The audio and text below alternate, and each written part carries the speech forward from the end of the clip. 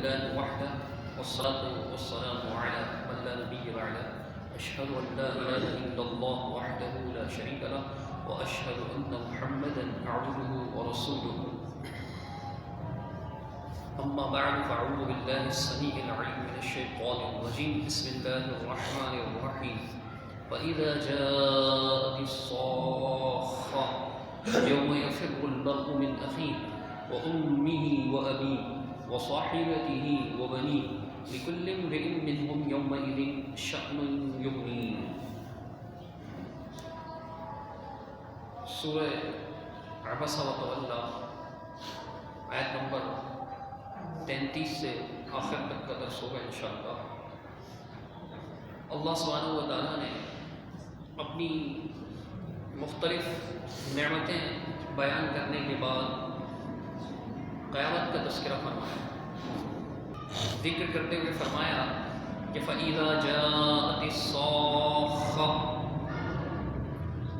جب کانوں کو بہرا کر دینے والی آواز آئے گی. اس سے مراد سور ہے، یعنی جب سور پھونکا جائے گا وہ اتنی تیز آواز ہوگی کہ کانوں کو بہرا کر دینے والی، سب کو موت واقع ہو جائے گی، سب مر جائیں گے. قیامت کا دن قائم ہوگا تو اس دن معاملہ کیا ہوگا؟ فرمایا یوم یفر المرء من اخیہ، ایسا دن ہوگا اس کی ہولناکی اور ہیبتناکی اس قدر ہوگی کہ اس دن انسان اپنے ہی بھائی سے بھاگ رہا ہوگا. یوم یفر المرء من اخیہ، اپنے ہی بھائی سے بھاگ رہا ہوگا. فرار کا لفظ اردو میں بھی استعمال ہوتا ہے، فرار لفظ ہے، اردو میں فرار کہہ رہے ہوتے ہیں، بھاگنا. یوم یفر یعنی بھاگ رہا ہوگا، فرار اختیار کرے گا، بھاگے گا وہ اپنے بھائی سے بھی. امیہ و ابی، اپنی ماں سے بھی اور اپنے باپ سے بھی. وصاحبتہ و بنی، اپنی بیوی سے بھی اور اپنے بیٹوں سے، اپنی اولاد سے بھی بھاگ رہا ہوگا. یہاں اللہ سبحانہ و تعالیٰ نے جن رشتوں کا تذکرہ فرمایا اس سورہ مبارکہ میں، اس میں جو ترتیب ہے وہ پہلے کم محبت والوں کا تذکرہ فرمایا، پھر جن سے زیادہ محبت ہے. یعنی ماں باپ کے مقابلے میں انسان بھائیوں سے کم محبت کرتا ہے، تو سب سے پہلے بھائی کا تذکرہ فرمایا. پھر اس کے بعد انسان اپنے ماں باپ سے، اپنے والدین سے زیادہ محبت کرتا ہے تو ان کا تذکرہ فرمایا. پھر اپنی اولاد سے اور زیادہ محبت کرتا ہے، ان کا تذکرہ فرمایا. سورۃ المعارج میں اللہ سبحانہ و تعالیٰ نے سب سے پہلے اولاد ہی کا، بیوی اور اولاد ہی کا تذکرہ فرمایا. فرمایا سورۃ المعارج میں یود المجرم لو یفتدی من عذاب یومئذ ببنیہ، اس دن انسان جب مجرم خاص طور پر وہ یہ چاہے گا کہ اس عذاب سے بچنے کے لیے وہ فدیے میں، بدلے میں، جزا میں، بدلے میں اس عذاب سے بچنے کے لیے اپنے بیٹے دے دے کہ میرے بیٹوں کو لے لو، جو کرنا ہے ان کے ساتھ کرو، مجھے چھوڑ دو. وصاحبتہ و اخیہ، اپنی بیوی کو، اپنے بھائی کو، وفصیلتہ التی تؤوی، حتیٰ کہ شیر خوار بچے کو بھی دینے کو تیار ہو جائے گا. ومن فی الارض جمیعا ثم ینجی، زمین پہ جو کوئی بھی ہے وہ سب کچھ میں دے دوں اور فدیے میں کسی طرح بدلے میں دے دوں، تاوان میں دے دوں اور میری جان چھوٹ جائے. کلا انہا لظی، ہرگز نہیں، وہ تو ایک شعلہ ہے. نزاعۃ للشوا، جہنم کے بارے میں، جہنم کے بارے میں کہ وہ کھالوں کو کھینچنے والی ہے. تو مطلب ایسا نہیں ہو سکتا. قیامت کے دن اس قدر ہولناکی ہوگی، اس قدر گھبراہٹ کا عالم ہوگا کہ ہر ایک پریشان ہوگا. لکل امرئ منہم یومئذ شأن یغنیہ. اللہ رب العالمین نے فرمایا کہ اس دن ہر ایک کی ایسی حالت ہوگی کہ جو اسے دوسروں سے بے پرواہ کر دے گی، اسے کسی کا غم نہیں ہوگا. لیکن یہ معاملہ کفار کا ہوگا، مجرمین کا ہوگا. جو مجرم لوگ ہیں ان کا یہ معاملہ ہوگا. جو متقی اور پرہیزگار لوگ ہیں ان کے بارے میں سورۃ الزخرف میں اللہ سبحانہ تعالیٰ نے ارشاد فرمایا کہ الاخلاء یومئذ بعضهم لبعض عدو الا المتقین. جو اخلاء یعنی گہرے دوست ہیں، خلیل کہتے ہیں گہرے دوست کو، پکا دوست، بہت زیادہ جگری یار جسے ہم کہتے ہیں، جس کے ساتھ جگری دوستی ہو وہ بھی اس دن ایک دوسرے کے دشمن بن جائیں گے قیامت کے دن، سوائے متقی پرہیزگار لوگوں کے۔ جو متقی اور پرہیزگار ہوں گے وہ دشمنی اختیار نہیں کریں گے، یعنی وہ غفلت اختیار نہیں کریں گے اپنے دوستوں سے۔ اس کا مطلب یہ نہیں ہے کہ اگر اس کا دوست مشرک ہوگا یا کافر ہوگا یا مجرم ہوگا، فاسق ہوگا، فاجر ہوگا تو وہ اسے چھڑا لے گا، ایسا نہیں ہے۔ جو متقی دوست ہیں آپس میں ان کے ساتھ یہ معاملہ ہوگا، یعنی دونوں متقی ہیں، دونوں طرف متقی ہیں۔ بعض لوگ یہ آیات پیش کر کر یہ بھی کہتے ہیں سورۃ الزخرف کی کہ دیکھو جی ہمارے پیر صاحب ہمیں چھڑا دیں گے، ہمارے حضرت صاحب ہمیں چھڑا دیں گے، شاہ جی ہمیں چھڑا دیں گے، تو اللہ کے پکڑے کو اس دن کوئی نہیں چھڑا سکے گا۔ اللہ اپنی پناہ میں رکھے ہر ایک کو۔ یہ مطلب نہیں ہے ان آیات کا جو سورۃ الزخرف کی آیات ہیں، ان میں اللہ سبحانہ تعالیٰ نے اس بات کو بیان کیا کہ جو متقی دوست ہیں، جن کی دوستی کی بنیاد، جن کے محبت کی بنیاد للہ فی اللہ ہے، اللہ کی رضا کے لیے ایک دوسرے سے محبت کرتے تھے، نیکی اور تقویٰ کے کاموں میں ایک دوسرے کے ساتھ تعاون کرنے والے تھے، ایک دوسرے کو نیک راہ پر لگانے والے تھے، وہ ایک دوسرے کے دشمن نہیں ہوں گے۔ ان سے اللہ تعالیٰ فرمائے گا یا عبادی لا خوف علیکم اليوم ولا انتم تحزنون، اے میرے بندو آج کے دن تم پر کسی قسم کا کوئی خوف نہیں ہے اور نہ تم غمگین ہوگے۔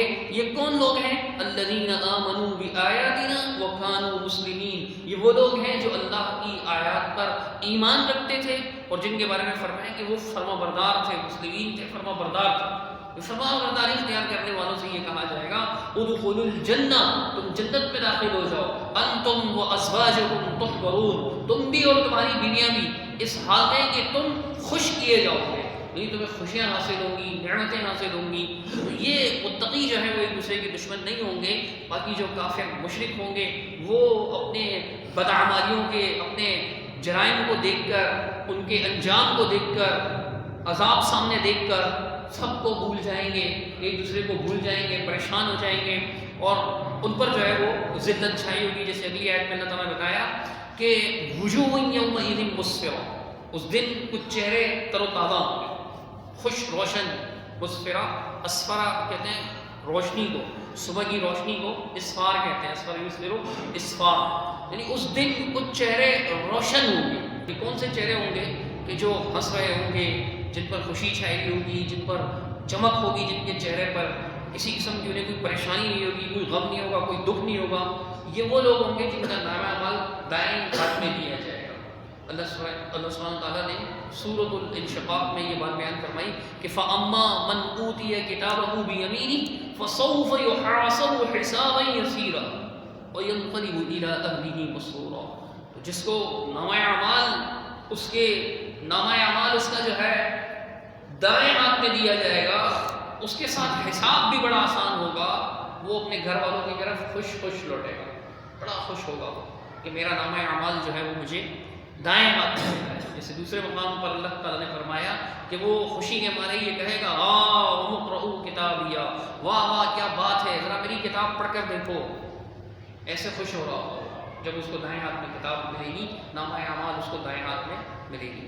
یہ لوگ خوش ہوں گے، ان کے چہرے کھلے ہوئے ہوں گے، تر و تازہ ہوں گے، کسی قسم کی انہیں پریشانی نہیں ہوگی، کیونکہ یہ دنیا میں اللہ سبحانہ و تعالیٰ کی آزمائش پر پورے اترے، ایمان کے معاملے میں بھی اور اعمال صالحہ کے معاملے میں بھی یہ ایمان پر بھی کامل تھے اور نیک اعمال بھی کرنے والے تھے، اللہ کی طرف رجوع کرنے والے تھے، اللہ کی فرما برداری اختیار کرنے والے تھے۔ اللہ سبحانہ و تعالیٰ جب ان پر انعام و اکرام فرمائے گا تو اس انعام و اکرام کی وجہ سے، ان اکرام کی وجہ سے، ان انعامات کی وجہ سے یہ بڑے خوش ہوں گے، انہیں کسی قسم کا کوئی غم نہیں ہوگا، کوئی دکھ نہیں ہوگا۔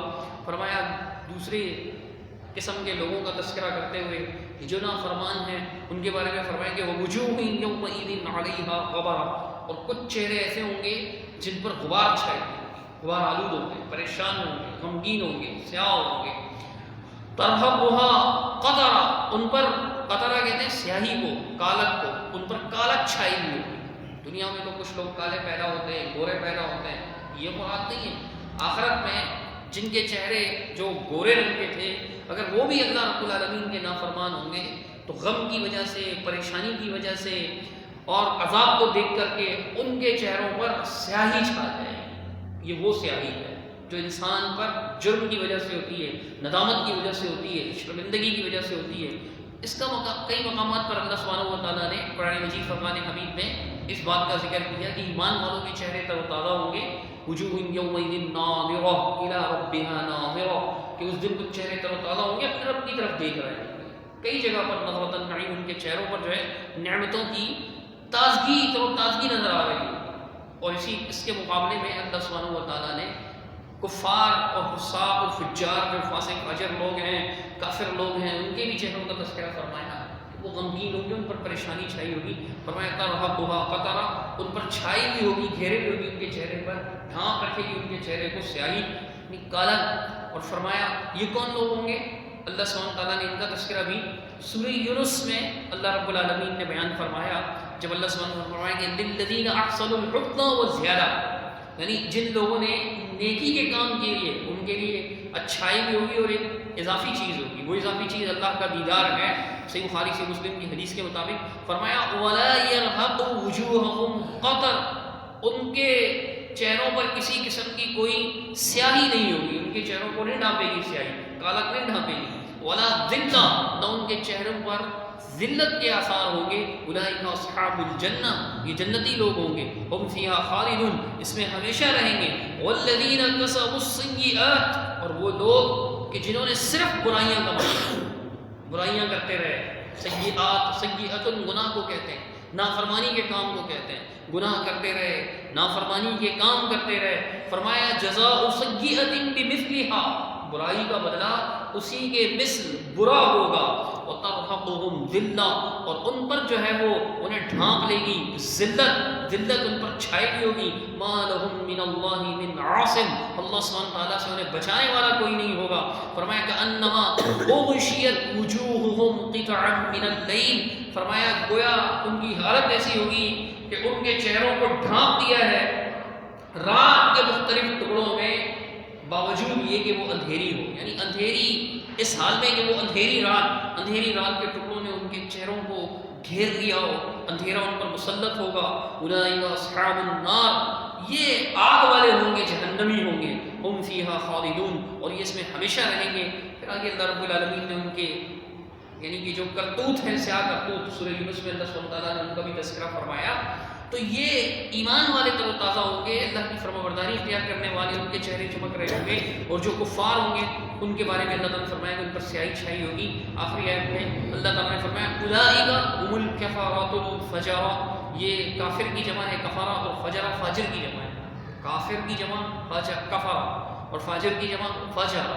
تو طلبہ جیسے طلبہ کے وزن پر ہے، طالب کی جمع طالب کی طلبہ، طلبہ بھی جمع ہوتی ہے، طلبہ بھی جمع ہوتی ہے اس وزن پہ، فاعلۃ کے وزن پر.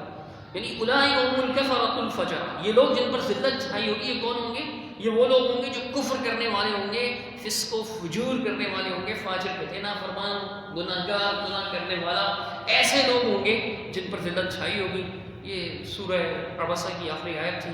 اللہ سبحانہ تعالیٰ سے دعا ہے کہ قرآن کو سمجھنے اور اس پر عمل کرنے کی توفیق عطا فرمائے. اقول قولی ھذا استغفر اللہ لی ولکم ولسائر المسلمین اجمعین برحمتک یا ارحم